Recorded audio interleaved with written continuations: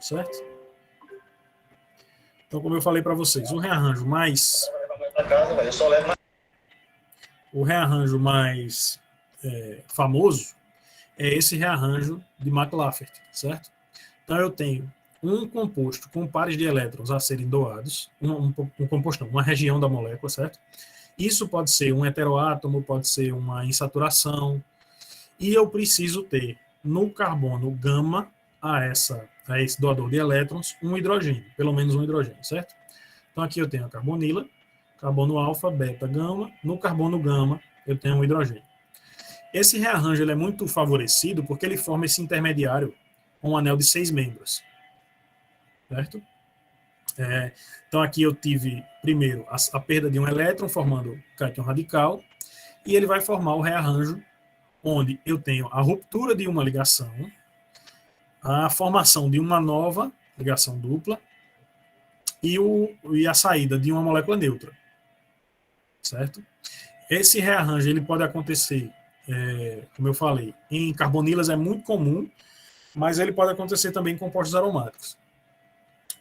Vejam mais um detalhe que eu chamo a atenção aqui, são essas setas aqui, ó. Vejam que são setas pela metade, né? A ponta da seta é pela metade. Então, isso aqui é migração de radical, de elétrons isolados. Em algumas literaturas, vocês podem ver migração de pares de elétrons, que facilita na hora de fazer esse rearranjo, porque fica menos seta, sabe? Mas o rearranjo acontece por migração de radical. Então, o mais certo aqui é migração radicalar. Quando eu tenho um anel aromático, e eu tenho, vejam que aqui agora eu não tenho mais a carbonila, mas eu tenho a dupla ligação. E eu tenho um hidrogênio aqui no carbono gama, alfa, beta, gama, eu tenho a possibilidade de fazer o rearranjo de McLafferty. Certo? Eu tenho um metileno aqui, então eu posso fazer esse rearranjo. No anel aromático, o próprio livro ele representa com setas completas, né? Não tem problema não. Então eu tenho a migração desse hidrogênio para cá, a dupla ligação se torna agora exocíclica e essa ligação se rompe. Eu tenho a formação de um novo cátion radical. Veja que aqui eu tenho um cátion radical, saiu uma molécula neutra, então continua cátion radical. Certo? Eu vou sempre bater nessa tecla. O cátion radical ele pode formar um novo cátion radical através da saída de uma molécula neutra ou um cátion através da saída de um radical, certo? Quando eu já tenho um cátion, esse cátion não pode mais perder radical. Lembre-se sempre disso. Quando for fazer mecanismo, a partir de um cátion, sem esse pontinho aqui, eu não posso formar um novo cátion com a saída de um radical. Então, continuando com os aromáticos. Vejam só. Aqui eu tenho o propilbenzeno, 3 carbonos, e o anel benzênico, e eu tenho o meu tropílio, né? Formação do íon tropílio. Além disso, eu tenho o tropílio mais um hidrogênio. Esse mais um hidrogênio, ele vem do rearranjo. Esse 92 aqui. Então, quando eu tenho esse tipo de anel aqui, ó, se eu tiver pelo menos 3 átomos de carbono ligados, uma sequência de 3 átomos, e no terceiro átomo, no átomo gama, eu tiver CH, pelo menos um hidrogênio, eu tenho a possibilidade de formar esse rearranjo de McLafferty, certo? Que é o que acontece aqui, ó. O tropílio continua sendo o mais estável, né, o mais abundante, mas eu vejo aqui o íon que veio do rearranjo. Quando eu não tenho mais um carbono, o íon que vem do rearranjo. Quando agora eu não tenho, ó, eu tenho um isômero, o isopropilbenzeno, mesmo número de carbonos, mesmo padrão de substituição no anel aromático, mono substituído, só que agora eu não tenho mais um carbono gama, certo? Se eu não tenho mais um carbono gama, eu não vou ter mais a possibilidade do rearranjo, certo? E eu tenho ainda a dificuldade de formar o próprio tropílio, certo? Ele fica mais impedido aqui de formar. Então, mesmo 91, vocês veem que é bem de baixa intensidade. O íon de maior intensidade vai ser a saída, a perda de uma metila, do radical metila, certo? Então a gente consegue determinar, por exemplo, quando eu tenho um anel aromático, é difícil determinar, à primeira vista, se ele é orto, meta ou para substituído, mas é mais fácil de determinar se ele tem uma cadeia longa, se ele tem uma cadeia mais curta, se o substituinte está no mesmo carbono, enfim. A gente vai tentando montar esse quebra-cabeça. Você vê que ele está bem pequenininho ali. Tranquilo até aqui? Então, anéis aromáticos, íon molecular de alta intensidade relativa, formação de íon tropílio, quando sempre que possível, rearranjo de Mac-Lafferty, sempre que possível, e aí a gente vai entendendo o padrão de fragmentação. Dúvidas?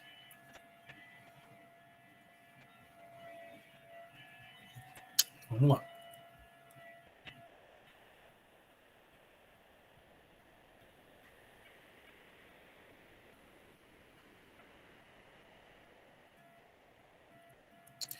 Certo, e aí a gente começa a estudar compostos contendo heteroátomos.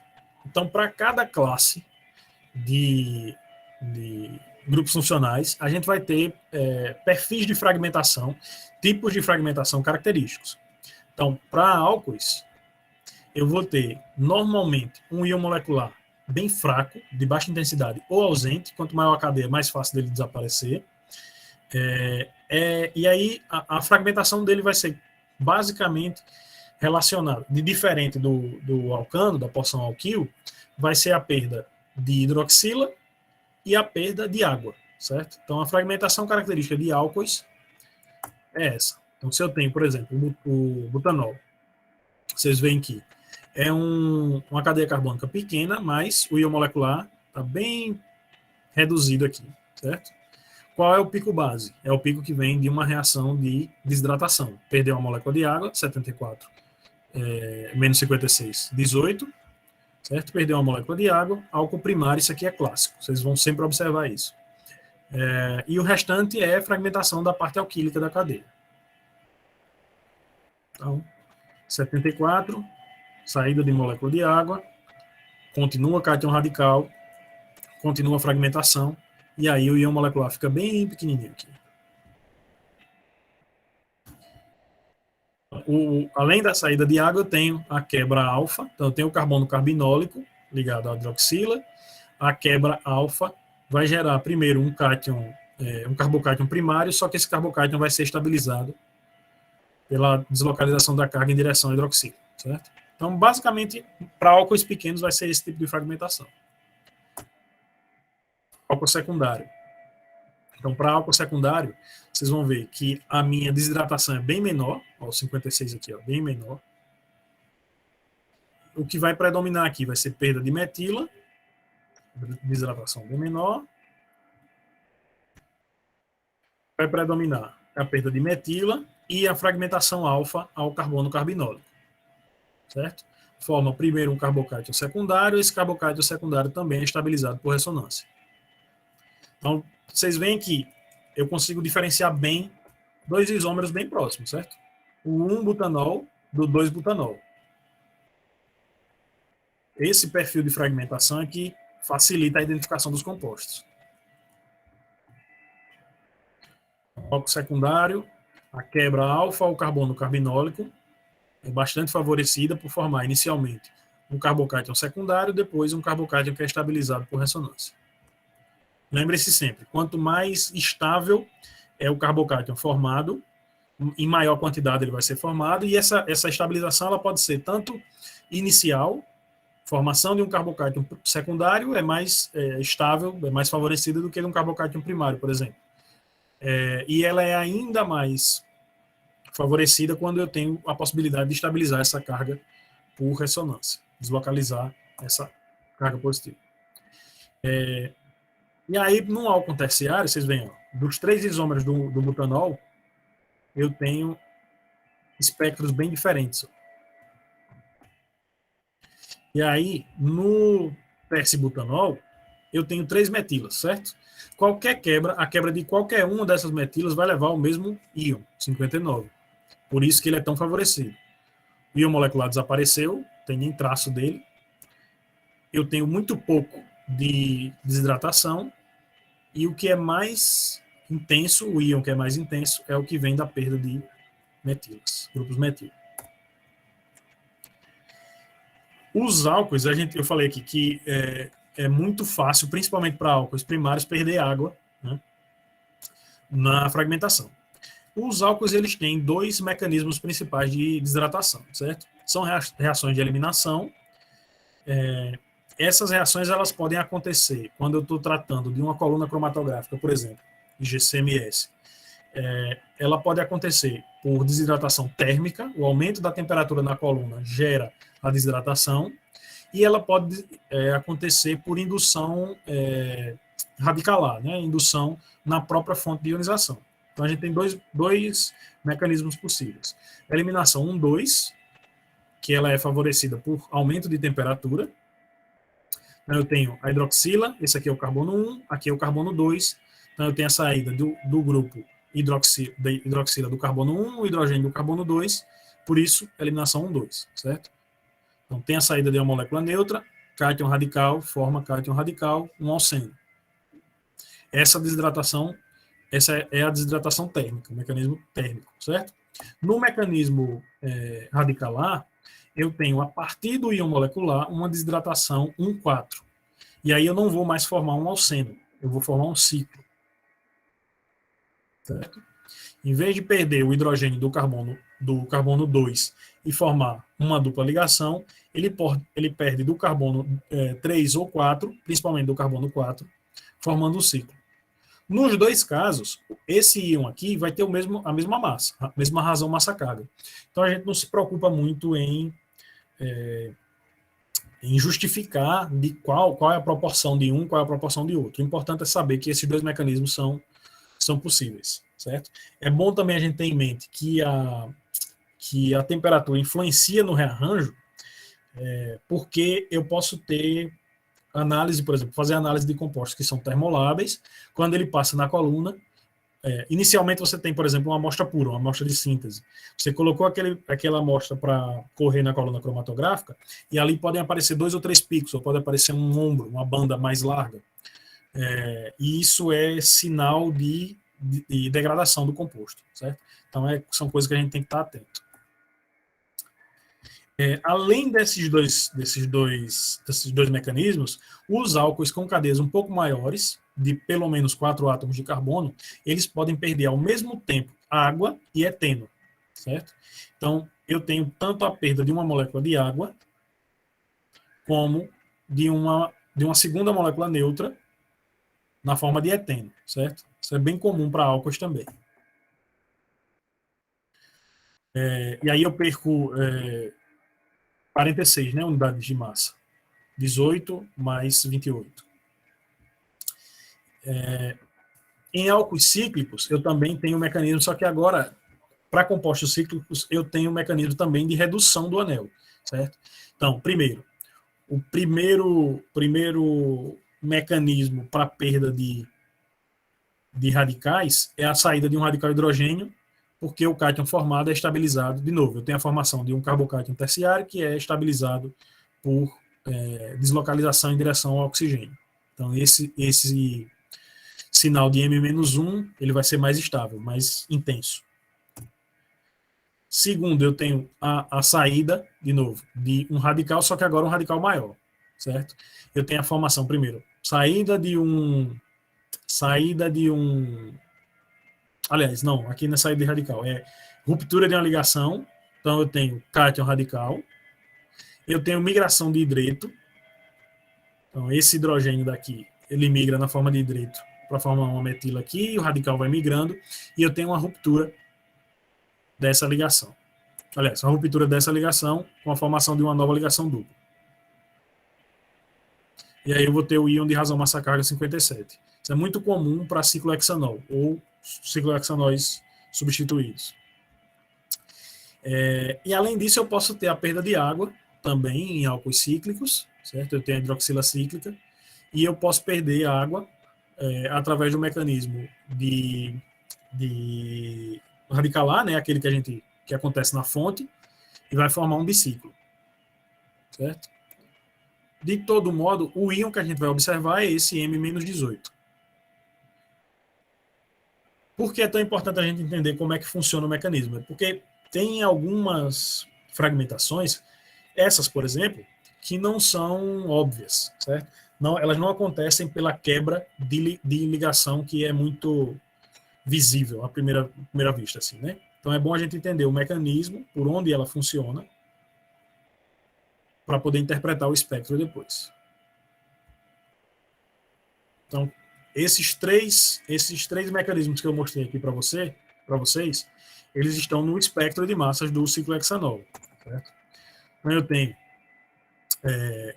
a perda de radical hidreto, né, perda de hidrogênio radicalar, 99 aqui. Eu tenho como pico base a saída de um radical propil, 57, e tem a perda de água, 82. Então a gente consegue aplicar o entendimento desses mecanismos ao espectro, né? A traduzir isso no espectro de massa. Dúvidas e álcoois?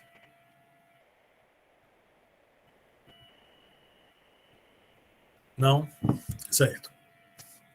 Bom, fenóis. Os fenóis vão seguir o padrão dos aromáticos, certo?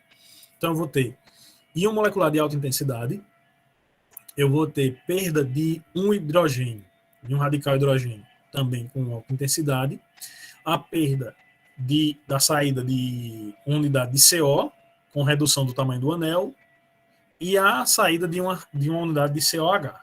Certo? Então, se a gente observar, opa, esse espectro está errado. Isso aqui não é um fenol, é um álcool, né? Então, eu acho que eu não coloquei na aula, não coloquei nessa apresentação o espectro do fenol. Eu vou colocar hoje, aí eu mostro para vocês, porque eu vou ter que procurar aqui, certo? E aí amanhã a gente, na hora da manhã eu volto para a gente falar um pouquinho mais sobre o espectro do fenol. Mas basicamente é isso, eu não vou ter muita fragmentação não.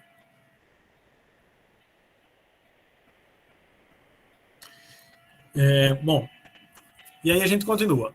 A gente viu heteroátomos, né, presentes na cadeia alquílica ou alifática, sendo o oxigênio até aqui, mas sempre o oxigênio ligado a um oxigênio, né, uma hidroxila. Agora a gente vai ver uma molécula com um oxigênio sem hidrogênio ligado. Então a gente vai ter, para éteres, eu vou ter íon molecular de baixa intensidade, de forma semelhante ao álcool, só que agora eu não tenho mais aquela perda de água, né, molécula de água. A principal mecanismo de fragmentação dos éteres é por alfa-clivagem, porque vai gerar o íon acílio, que eu vou mostrar para vocês, que é estabilizado por ressonância, deslocalização de carga em direção ao oxigênio. Então, essa quebra alfa, ela vai gerar o carbocátion primário, que é estabilizado, a carga fica mais localizada no oxigênio, certo? Então, esse é o principal mecanismo de fragmentação dos éteres. Então, observem que eu tenho íon molecular de baixa intensidade. Esse aqui é um éter simétrico. Isso torna alguns dos sinais ainda mais intensos, porque como ele é simétrico, a quebra dessa ligação, dessa ligação, vai levar ao mesmo íon. A quebra de qualquer das metilas vai levar ao mesmo íon, certo? Então, vocês veem que eu tenho o M-15 de alta intensidade, saída de uma metila. Eu tenho alguns fragmentos menores aqui, mas o principal vai ser de fragmentação alfa. Vai mostrando aqui fragmentação alfa primeiro. Quebra. Além da fragmentação alfa, eu tenho a fragmentação alfa, com a saída de uma metila. E tem a fragmentação da ligação OH, com o rearranjo e a migração do hidrogênio para cá, que vai gerar o pico base, certo? O pico mais intenso do espectro. Então, os éteres eles servem para esse espectro de éter, ele serve para a gente recapitular. Então, quando eu tenho um heteroátomo, uma ligação que é polarizada, uma ligação que é mais fácil de ser quebrada, eu tenho a probabilidade de formar íons de maior intensidade. Quando a carga pode ser deslocalizada, quando primeiro vai formar um carbocártio e depois a carga é deslocalizada, o íon é mais intenso. Então, assim, a gente vai traduzindo a teoria no próprio espectro de massas. Isso aqui é da próxima aula, só que a próxima aula é agora, né? Deixa eu só...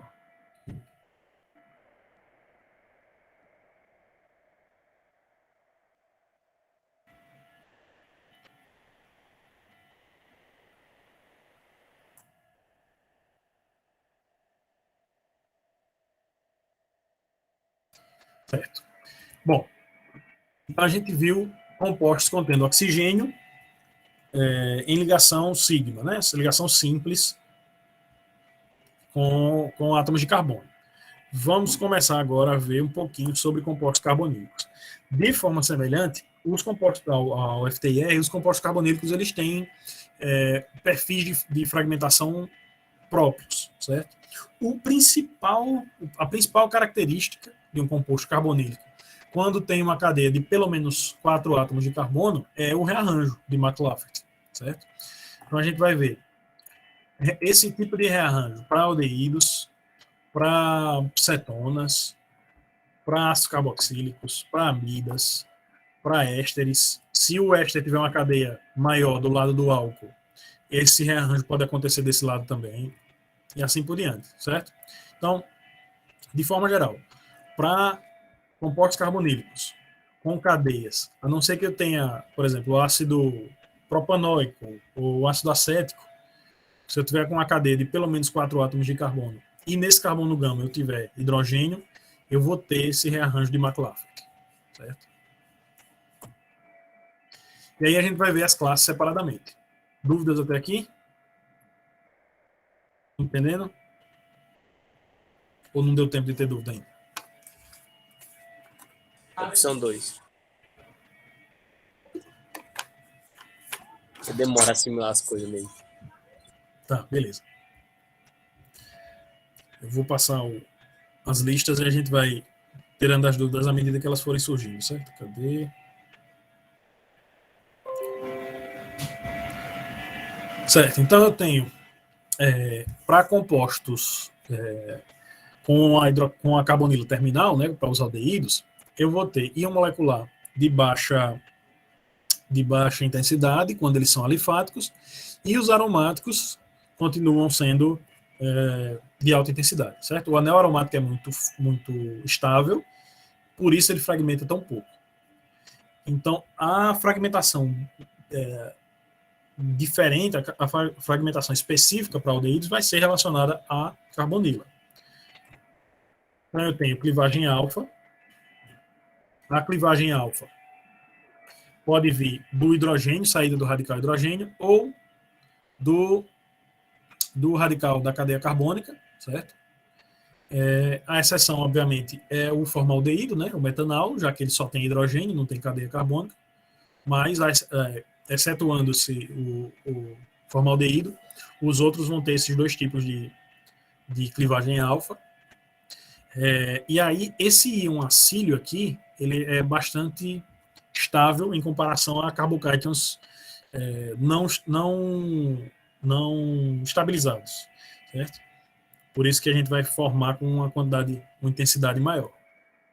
A clivagem beta, ela também é favorecida, porque eu vou formar primeiro, eu posso ter a saída de um radical com oxigênio, certo? E ficar com um radical alquílico. E eu tenho um rearranjo de McLafferty. Sempre que possível ele vai acontecer. Esse intermediário com um anel de 6 membros, 1, 2, 3, 4, 5, 6, ele é muito estável. E aí esse rearranjo se forma com bastante frequência, certo? Então, para aldeídos, eu tenho um íon característico razão massa carga 44. Se eu tiver um aldeído com pelo menos 4 átomos de carbono, esse 44 aqui vai aparecer, certo? E aí é uma das, como a gente teve, por exemplo, o 91 para anéis aromáticos com carbono ligado, com pelo menos um carbono contendo hidrogênio ligado, aqui eu tenho um íon característico para aldeídos com pelo menos 4 átomos de carbono. Se eu tiver aqui o butanal, eu tenho íon molecular A, razoavelmente forte, que a cadeia é pequena. Eu tenho a clivagem alfa com a saída de um radical hidrogênio, 71 aqui embaixo. Eu tenho a clivagem alfa com a saída da porção alquílica, vai dar o 29. E eu tenho o rearranjo de Mac-Lafferty, que vai dar o 44. Aldeído aromático. Aldeído ligado ao anel aromático, íon molecular de alta intensidade, clivagem alfa também de alta intensidade. A clivagem alfa do outro lado, com a saída do radical benzil, 77, certo? Então é bem característico para aldeídos, certo? Então lembre-se, quando eu tenho a carbonila, as fragmentações características para aquele determinado composto vão girar inicialmente em torno da carbonila. Se eu tiver cadeias carbônicas muito grandes, aí isso vai mudar um pouco. Por exemplo, se eu fizer análise de um ácido graxo, com 16, 18 átomos de carbono, então a clivagem relacionada à carbonila ainda vai se destacar, mas eu vou ver a clivagem da cadeia carbônica em maior intensidade, certo? Para cetonas. Então agora eu não tenho mais um hidrogênio ligado à carbonila. Tenho 2 grupos alquil. 2 grupos alquil, um grupo alquil, um aril, 2 grupos aril. Os 3 casos podem acontecer, né?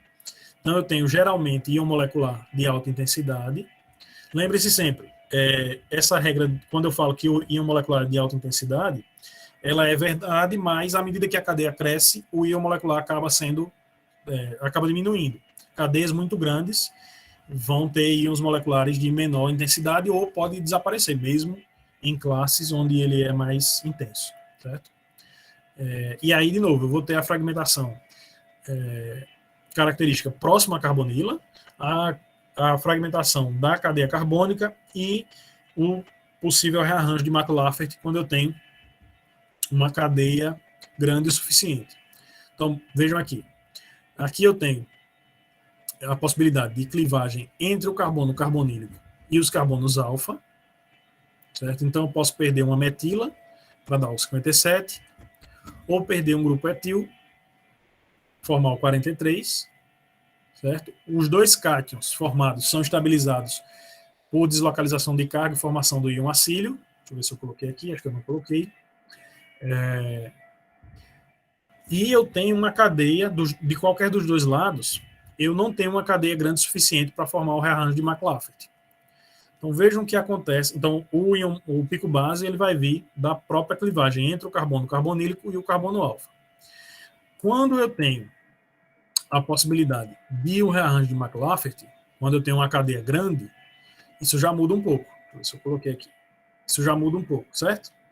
Então eu tenho a possibilidade da formação do rearranjo e eu já vejo o íon proveniente do rearranjo com bastante intensidade. A clivagem alfa ainda gera o íon de maior intensidade, o pico base, certo? Mas o meu rearranjo de Mac-Lafferty é o segundo pico mais intenso do espectro. E aí eu teria a possibilidade de clivagem alfa entre o carbono carbonílico e o carbono alfa, desse lado ou desse lado. Como vocês devem lembrar, eu falei, quanto a clivagem com a saída de um grupo alquil maior, ela é favorecida, certo? Então eu até vejo aqui, ó, perda de metila, só que a intensidade do sinal é bem menor do que a quebra desse lado com a saída do grupo maior.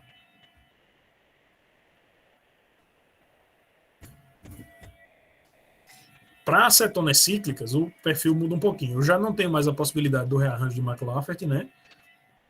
Esse carbono SP2 aqui, ele torna a geometria do anel um pouco mais impedida, e aí eu não vou ter como ter coplanaridade de orbitais para fazer com que esse rearranjo aconteça, mas eu tenho um pico do íon molecular de alta intensidade,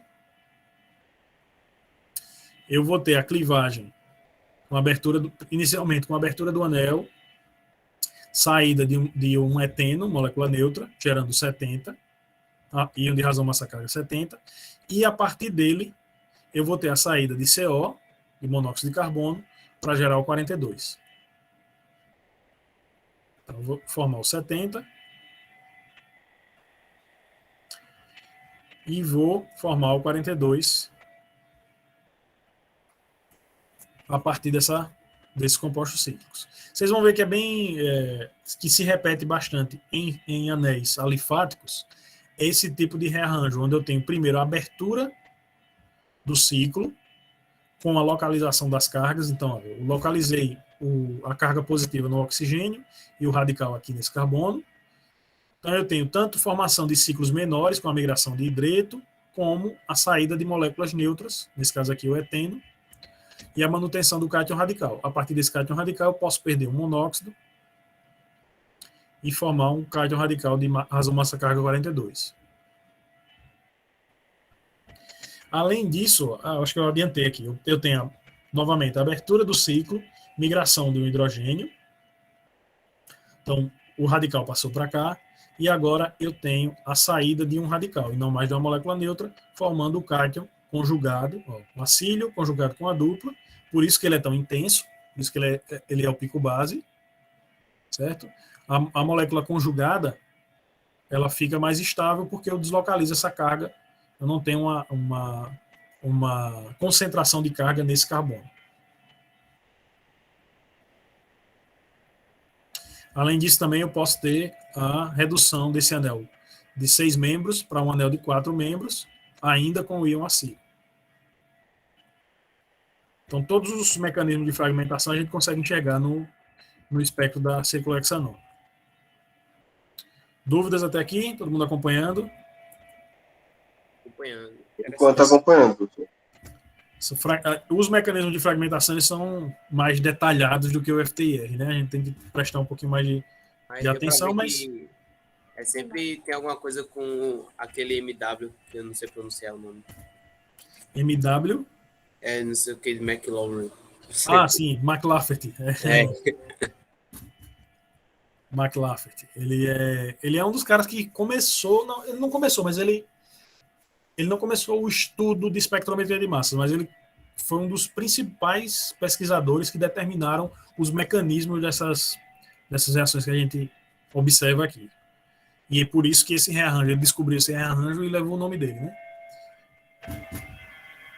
Mas vocês têm que pensar o seguinte, para cada tipo de fragmentação, há sempre a tendência dos íons que a gente enxerga no espectro de formar espécies mais estáveis, certo? Então, a quebra de uma ligação alfa-carbonila, ela vai gerar um íon mais estável do que uma quebra de ligação mais distante, por exemplo. Então, a gente vai sempre procurando justificar os fragmentos que a gente encontra com base nessas premissas mecanísticas, né? Então, aqui eu tenho uma cetona onde eu tenho uma porção alifática e uma porção aromática.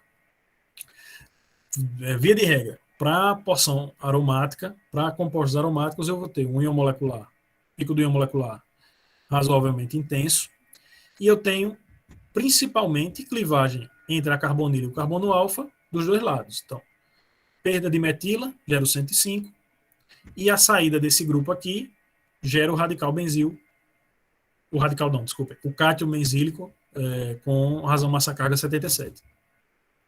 É bem característico. Quando vocês observarem um espectro onde essa porção aqui de razão massa carga mais baixa tem menor intensidade do que a porção mais alta, geralmente, de razão massa carga mais alta, geralmente é anel aromático. Claro, pode ter outras possibilidades, mas geralmente quando você vê assim, nessa região aqui, uma razão massa carga mais alta, a primeira coisa que você vai pensar eu acho que esse composto é aromático. Dúvidas até aqui?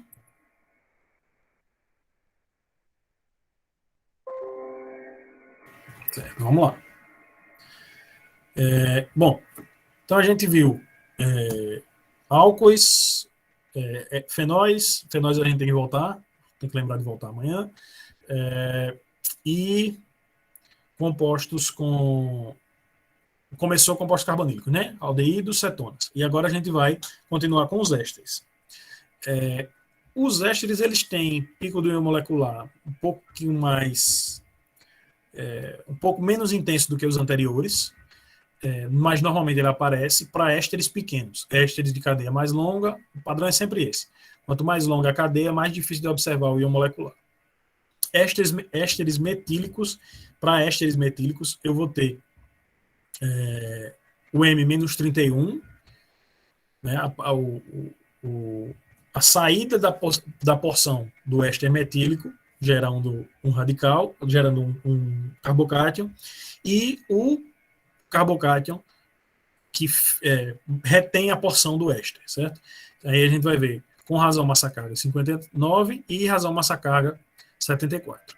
Para ésteres maiores, a gente vai ver a fragmentação um pouquinho maior. Então, eu vou observar McLafferty sempre que possível. Vai gerar o íon de razão massa carga 74. Se eu tiver ésteres metílicos, certo? Característico para ésteres metílicos. Então, vejam só.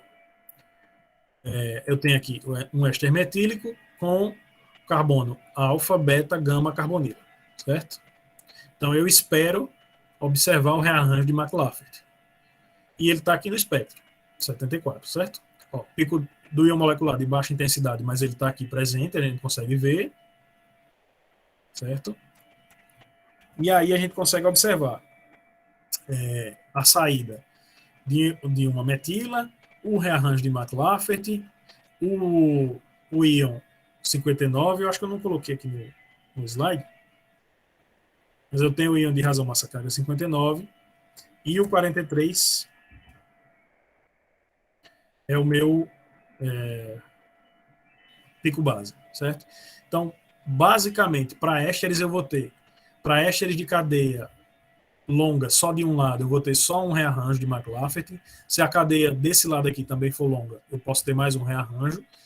Clivagem da carbonila e dos átomos adjacentes e clivagem alfa.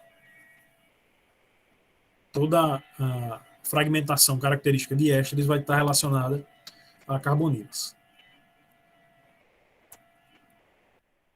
Dúvidas até aqui? Eu acho que a gente ainda tem um tempinho. Deixa eu ver aqui a OS.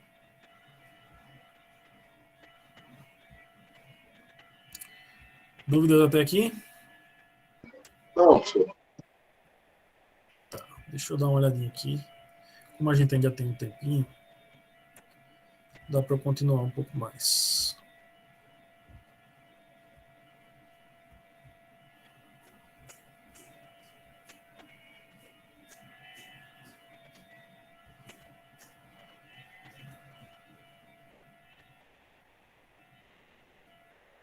Ah, certo. Eu coloquei o mecanismo de fragmentação no arquivo seguinte. Espera aí, viu?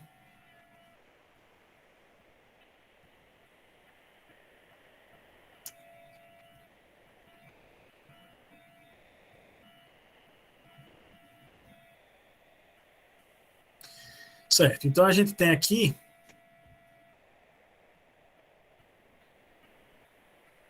o éster que eu mostrei aqui anteriormente. Então, o éster metílico. O íon 74 aqui característico, o íon 59 característico, e aí a gente vai ver como é que essa fragmentação acontece.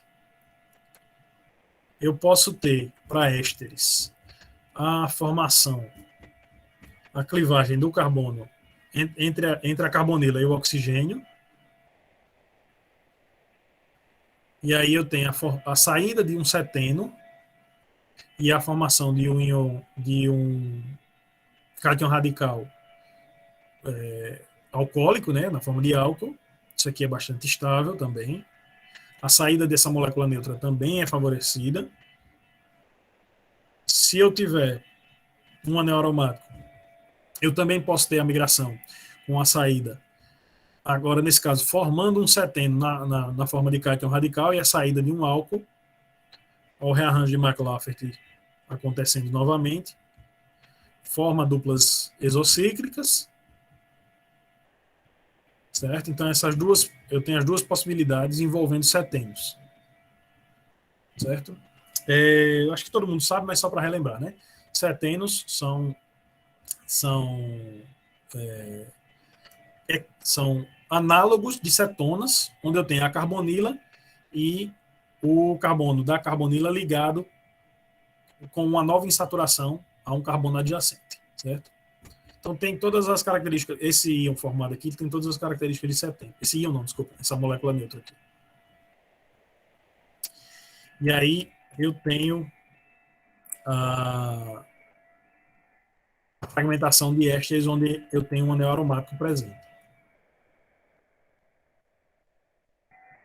De novo, rearranjo de McLafferty sempre que possível ele vai acontecer. Eu acho que a gente vai observar, deixa eu ver se tem mais algum outro rearranjo. Fora o rearranjo de McLafferty, eu acho que os principais são sigmatrópicos. Então tem a migração de hidreto, migração de grupo metílico, Diezalder, retrodiesalder, são alguns rearranjos mais comuns. Bom, e aí, para compostos contendo a carbonila, os ácidos carboxílicos eles vão ter também um perfil de fragmentação característico. E aí, se eu tiver, por exemplo, a possibilidade de fazer no infravermelho e a espectrometria de massas do mesmo composto, aí eu não tenho dúvida nenhuma que ele é um ácido carboxílico, né? Como vocês devem lembrar, no FTIR a carboxila aparece, a hidroxila da carboxila aparece de forma bem clara, né? Então, para ácidos carboxílicos eu vou ter pico do íon molecular fraco mais observável e, novamente, se eu tiver um ácido carboxílico aromático, o pico do íon molecular vai ser de alta intensidade. As quebras características novamente envolvem a região do C-dupla-O, certo? Então eu tenho perda de OH, perda da porção COH e a formação dos íons com a saída da cadeia alquílica lateral. E eu tenho também a possibilidade de formação do rearranjo de McLafferty, certo? Então, íon molecular de alta intensidade, certo? M-1 também intenso, M-17, o M-17 vai levar a saída da hidroxila, a formação do íon acílio, M-1, M-17, a quebra entre a carboxila e o carbono alfa, que é o M-45, e eu tenho o próprio 45, né? O próprio 45, com a formação desse íon aqui.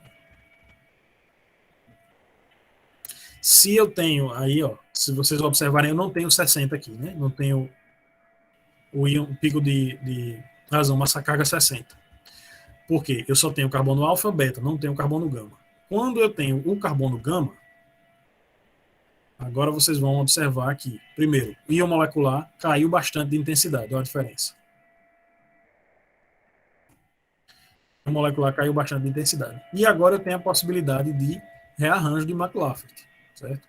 Eu vou ter as mesmas fragmentações.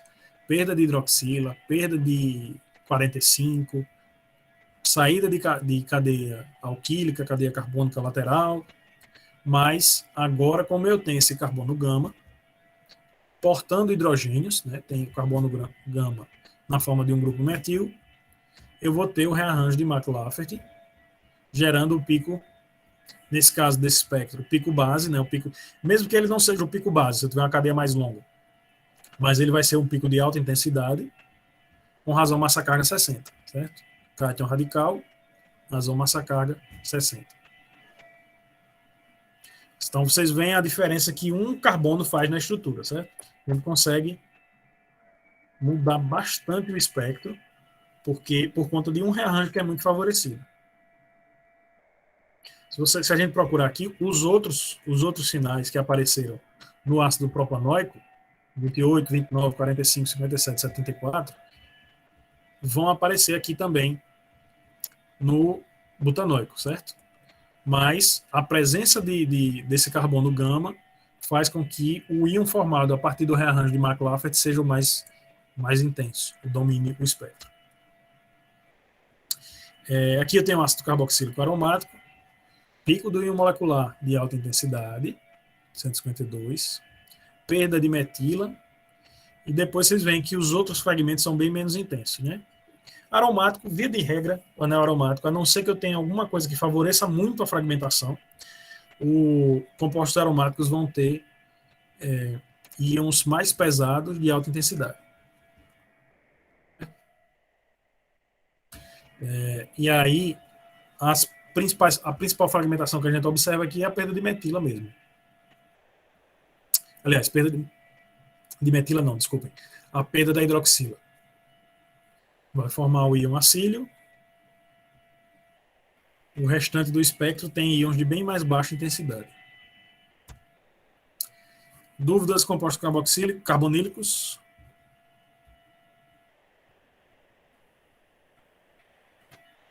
A fragmentação, quando eu tenho a carbonila presente, ela vai ser orientada, vai ser induzida pela carbonila, certo?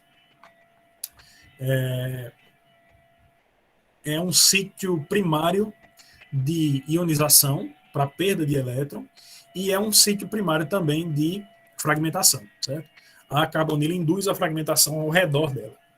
Então, você está trabalhando com um composto de qualquer uma dessas classes contendo uma carbonila, já procura um tipo de fragmentação associado à própria carbonila.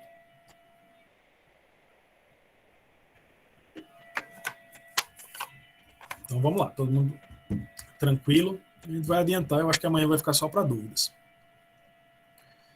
E a gente pode responder, olhar alguns espectros reais, responder exercício.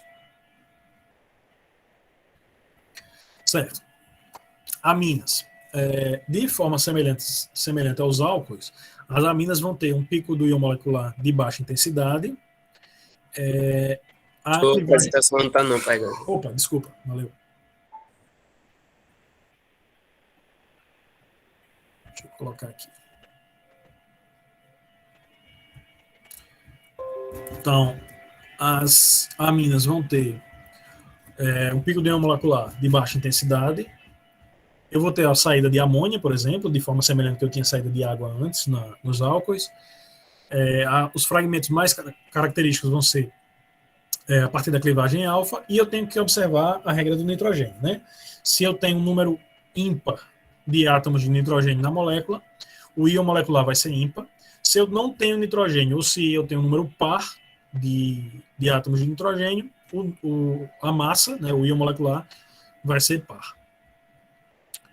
Então, eu tenho clivagem alfa bastante favorecida, porque esse carbocátion aqui vai ser estabilizado pela presença do heteroátomo, né? O par de elétrons do nitrogênio, ele é doado, forma uma dupla ligação, e a carga se desloca em direção ao nitrogênio. Isso estabiliza bastante a molécula, o íon formado. Então, clivagem alfa. Para aminas primárias, eu vou ter o íon característico com razão massa-carga 30. Certo? Se essa amina for secundária ou terciária, eu vou ter íons mais pesados, né? Aí fica um pouco mais complicado o espectro. Mas para aminas primárias, a gente vai observar esse M/Z de 30. Então, se eu olhar aqui, por exemplo, a etilamina, íon molecular. Para um composto tão pequeno, esse íon molecular é de baixa intensidade.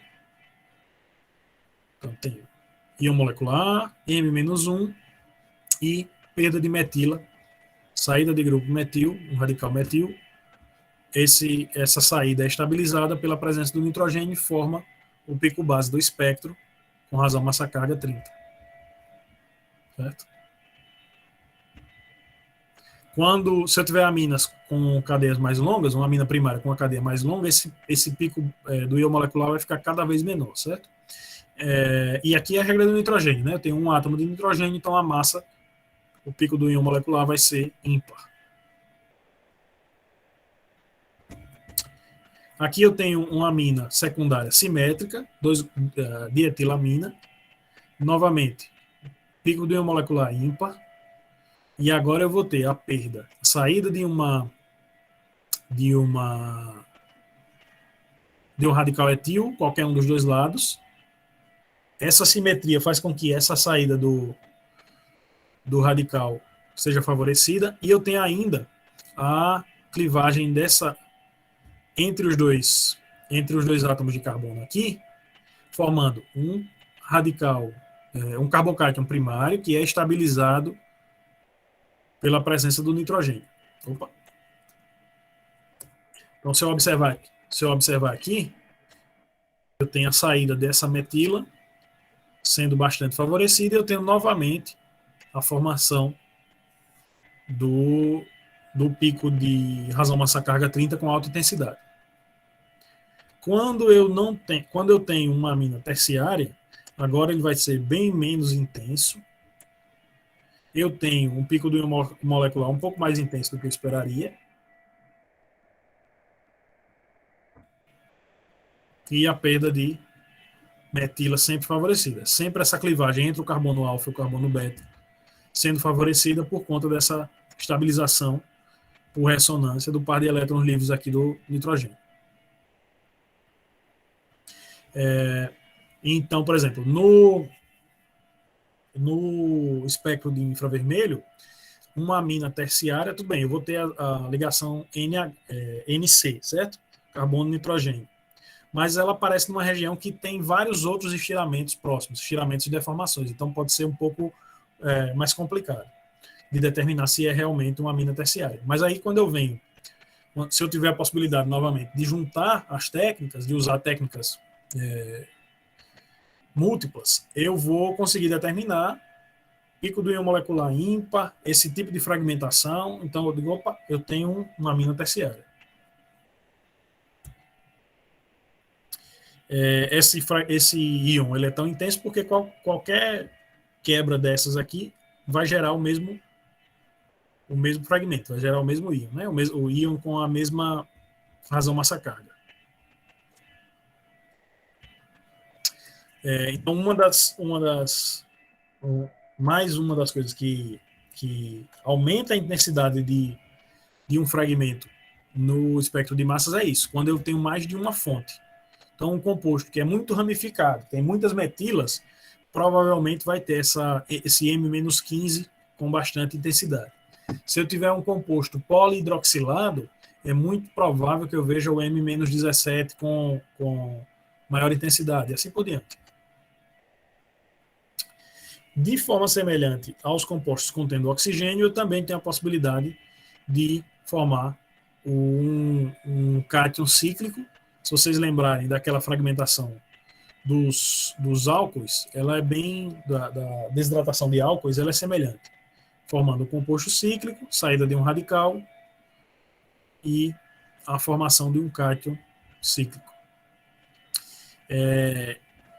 E aí, esse número 4, ele se repete para esse tipo de estrutura, porque, de novo, se eu tiver um N igual a 4, eu vou ter um cátion com um anel de 6 membros, certo? Mais estável, menor tensão anelar, por isso é tão favorecido. Para o anel de 6 membros, essa razão massa carga vai ser 86. Então, se eu tiver uma amina com a cadeia grande o suficiente, eu vou observar esse 86 sendo formado. Para aminas cíclicas, eu vou ter alguns padrões de fragmentação um pouco diferentes. Então, a saída de um radical, de um hidrogênio radical é favorecida nesse carbono alfa ao nitrogênio, porque ela é estabilizada. Então, para aminas cíclicas, então, para um anel derivado do pirrol aqui, ele vai formar esse íon de razão massa carga 84. E eu vou ter também a fragmentação com a redução com a quebra de duas ligações, a saída de uma molécula neutra. Aqui ele está representando como se fosse dois radicais, né? Mas é uma molécula neutra. E a formação do íon com a carga no nitrogênio. Eu posso ter a quebra de duas ligações novamente aqui nesse anel. E agora eu vou formar o 57. novamente com a saída de uma molécula neutra, certo? Aqui eu não sei porque ele colocou como se fossem 2 radicais, mas aqui é um ciclo, certo? É ciclo propano. A partir do 57, vejam que ainda tenho cátion radical, então eu posso perder um radical metila e formar novamente 42. Então você espera que para aminas cíclicas com anel de 5 átomos de carbono, esse cátion tenha uma intensidade mais alta, né? 42, porque ele vem de 2 fontes diferentes. Para aminas ligadas a anel aromático, eu vou ter a perda de hidrogênio, de radical hidrogênio, né? Hidrogênio radicalar, de alta intensidade. Vou ter a redução desse anel com a saída do ácido cianídrico, também de alta intensidade. A partir desse cátion radical, eu posso perder um radical hidrogênio radicalar. Isso aqui deveria ser um radical, certo? Ou deveria ser um cátion, não um radical. Então, se a gente observar, por exemplo, um derivado de piridina, de novo, a gente vai ver bastante isso. Quando eu tenho um anel aromático, pico de ion molecular de alta intensidade, M-1 de alta intensidade e 66 também de alta intensidade.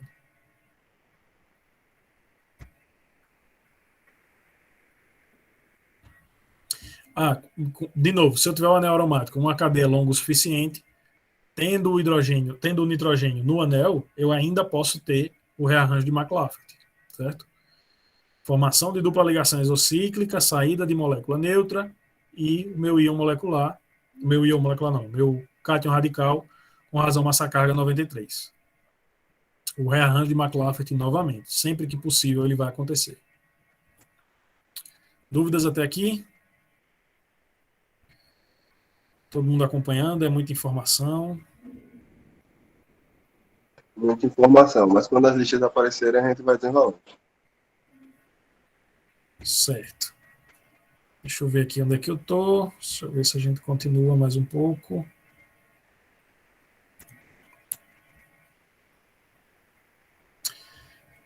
Certo. Então eu vou fazer o seguinte, eu vou parar aqui em amidas. Deixa eu ver o que vai ficar faltando.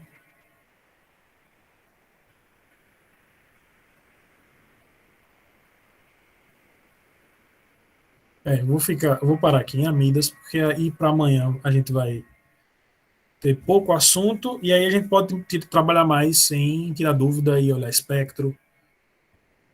E eu vou passar a lista para vocês hoje para entregar na semana que vem, certo? Não é para entregar a lista amanhã. Mas quem conseguir... Oi? Pode falar, José. Só para esclarecer, aí na segunda a gente tem alguma aula, né, de dúvidas. Só que na segunda, eu vou encerrar o assunto amanhã eu já começo a tirar dúvidas. Na segunda eu continuo tirando dúvidas e passo a prova para vocês, certo? Então a prova já vai ser de segunda para terça.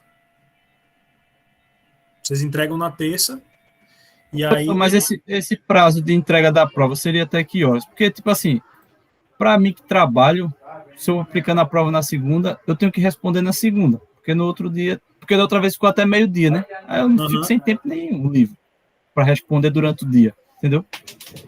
Eu vou deixar... Se eu pudesse deixar pelo menos até um certo horário da noite, para mim seria mais viável. Tá, eu vou deixar até... Eu tinha falado para alguém que me pediu, não lembro quem foi. Se foi a Jéssica, alguém já tinha falado. Que eu vou deixar até mais tarde. Eu ia deixar até o final da tarde, começo da noite, para vocês entregarem. A prova, eu vou até dar uma olhadinha aqui, mas ela não é extensa, certo? Então vocês, eu acredito que conseguiriam resolver no horário da aula, em 2 horas de aula. Eu estou deixando mais tempo para vocês fazerem com mais calma, certo? Mas aí eu deixo até o finalzinho da tarde, começo da noite. Aí eu vou tirar dúvidas amanhã. Aliás, vou encerrar o assunto e tirar dúvidas amanhã, quem já estiver começando a ter dúvidas. Na segunda, a gente tira a dúvida novamente, eu passo a prova e vocês entregam na terça. E aí na terça a gente tem mais uma conversa, eu mostro quais são como era a prova, né? Como era a resolução da prova. E aí vocês já começam com o Tiago daqui 2 semanas, então. Beleza? Deixa eu parar aqui a gravação. E depois.